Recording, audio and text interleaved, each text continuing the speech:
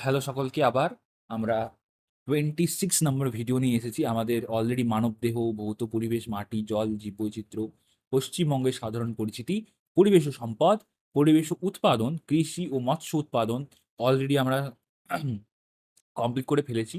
আজকে শুরু করব আমরা পরিবেশ ও বনভূমি। তো আমরা চলে যাই ডাইরেক্ট সেখানে। আচ্ছা, লুপ্তপ্রায় মাছ এসব আমাদের হয়ে গেছে। লুপ্তপ্রায় মাছ বাঁচাও এসবও আমাদের হয়ে গেছে। মাছ ধরা, হ্যাঁ, বনে থাকে বাঘ। আজকে আমরা পেজ নাম্বার ২৯১ থেকে স্টার্ট করব। দেখুন কি বলছে।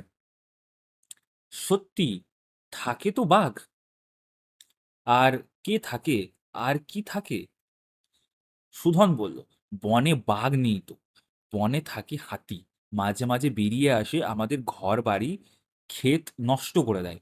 থাকে মৌমাছির দল, শিয়াল, খরগোশ, শাল, সেগুন, রাধাচূড়া, পলাশ, ইউক্যালিপটাস, আরও কত গাছ। ছবি বলল, কোথায় বাঘ?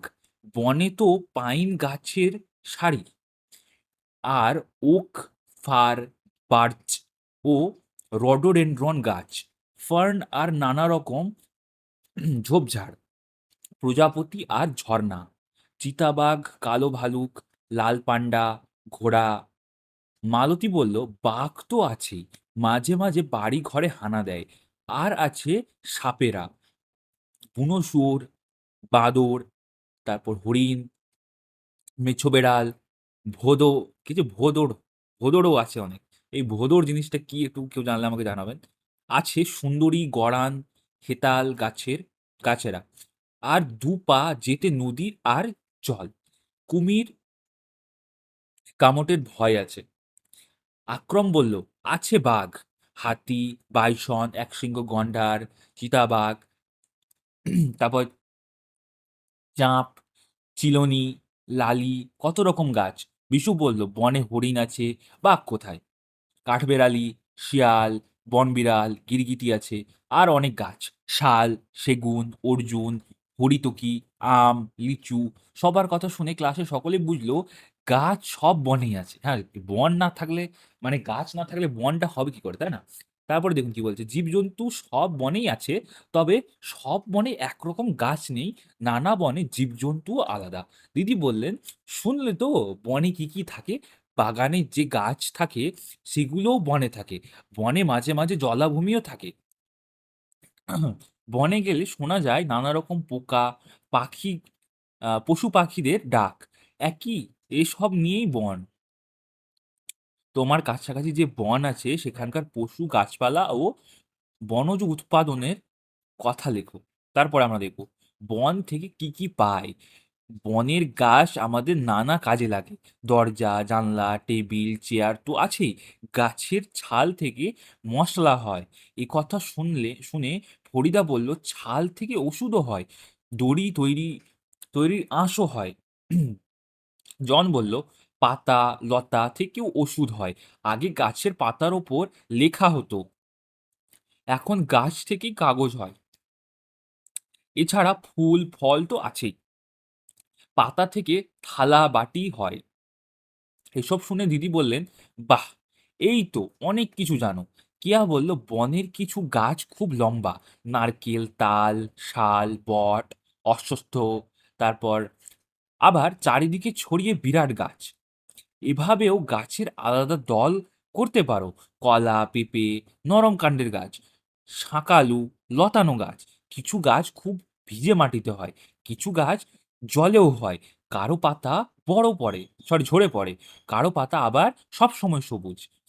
কোন গাছের কোন অংশ থেকে কি হয় তা শিক্ষক, শিক্ষিকা ও বড়দের কাছ থেকে জেনে নাও ও আলোচনা করে লেখো।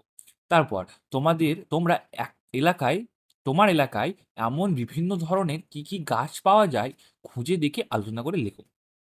হারিয়ে যাওয়া বন আর নতুন বন। বলছে, অল্প কিছু দিন আগেও স্থলের বেশিরভাগটাই ছিল বন।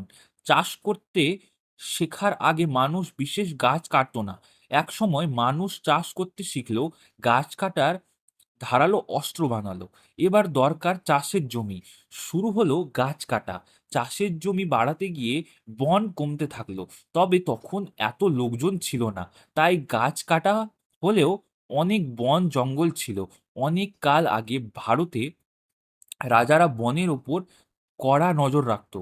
বন থেকে কাঠ তো পাওয়া যেতই, এমনকি হাতিও পাওয়া যেত। যে বনে হাতি থাকতো তার ওপর রাজার দখল ছিল। সেই হাতি রাজার সেনাবাহিনীতে কাজে লাগতো। ভারতে হাতি যুদ্ধের কাজে খুব ব্যবহার হতো। হাতি যুদ্ধের কাজে খুব ব্যবহার হতো। তাই হাতি বনগুলি রাজার সেনাবাহিনীতে কাজে লাগতো। ভারতে হাতি যুদ্ধের কাজে খুব ব্যবহার হতো। তাই হাতি বনগুলির খুব গুরুত্ব ছিল। তাছাড়া বনে অনেক মানুষ থাকতো। তারপর একসময় লোক অনেক বাড়তে থাকে, তখন চাষের জমিও বরাবর দরকার হয়। নতুন নতুন থাকার জায়গারও প্রয়োজন হয়। তৈরি হলো নগর, শহর।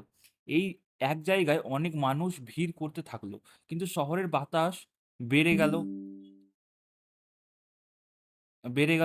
বাতাসে বেড়ে গেল ধুলো, ধোঁয়া। গাছের পাতা ধুলোয় ঢেকে গেল। শ্বাসকষ্টের অসুখ, মৃত্যু বাড়াও শুরু হলো। গাছের পাতা ছাড়া অক্সিজেন পাওয়া যাবে না। একথা শুনে একথা কিছু লোক বুঝলো, যতজনকে পারল বোঝালো, কিন্তু বনের আকার ছোট হতেই থাকলো। চাষ করলেও গাছ থাকে, কিন্তু শহর বাড়তেই থাকলে আচ্ছা হ্যাঁ, মানে যদি শহরটা যদি বাড়তে থাকে তাহলে তো গাছ আর থাকবে না, তাই না? ক্রমে চাষের জমিও কমতে থাকলো। শুরু হলো খাদ্যের অভাব। ফল খাবে, ফলের গাছও বেশি নেই। সেও তো কাটা পড়েছে। বন নেই, পশুরা বারবার লোকালয়ে চলে আসছে, ঘরবাড়ি ভেঙে দিচ্ছে, ফসল নষ্ট করছে। এবার নিজেদের ভুল বোঝা শুরু হলো। ফলের এত দাম, অনেক লোক ফলের গাছ কাটা বন্ধ করলো। অনেক চাষের জমিতে ফলের গাছও লাগালো। পেয়ারা গাছ, কলা গাছ, আম গাছ। প্রথম কয়েক বছর ফসল ২ হলো। তারপর সেগুলো ফলের বাগান হয়ে গেল। কাঠেরও তো দাম অনেক, তাই অনেকে ছোট গাছ কাটা বন্ধ করলো। কেউ পুকুর পাড়ে শাল, সেগুন গাছ লাগিয়ে দিল। কেউ বা আরো এক ধাপ এগিয়ে গেল, বাড়ির পাশে বা চাষের জমিতেই বনের এসব গাছ চাষ শুরু করলো। রাস্তার ধারে গাছ লাগানো শুরু হলো। সবদিকে বজায় রেখে বাঁচার ভাবনা এলো। শহরগঞ্জের গাছ চাই, গঞ্জেও গাছ চাই। কারখানার পাশেও গাছ চাই। বড় বন চাই, ছোট বন চাই। তবে উন্নত শিল্প, কারখানা, গ্রাম শহরের জীবন টেকসই হবে। দিদিমার কাছে অসীম এসব মুগ্ধ হয়ে শুনল। ক্লাসে এসে সব বলল। দিদিমণি বললেন, লোকালয়ের মাঝেই এই সব ছোট ছোট বন হচ্ছে। এগুলোকে বলে সমাজভিত্তিক বন। তবে এক ধরনের বনও যথেষ্ট তবে এ ধরনের বনও যথেষ্ট হয়নি। আমাদের দেশে বন কম। আমাদের রাজ্যে খুব কম। বড় গাছ কম। বনেও গাছ কম। তাই সুযোগ পেলেই গাছ লাগাবে। তারপর আছে দেখুন, বেড়াতে গিয়ে বন দেখা। তো যাই হোক, আজকে আমরা ৩০০ অব্দি ফিনিশ করলাম। এর পরের ভিডিওতে, হ্যাঁ, আমরা নেক্সট পার্টটাই স্টার্ট করব। একটুখানি প্রবলেম হচ্ছে, জানি না কেন।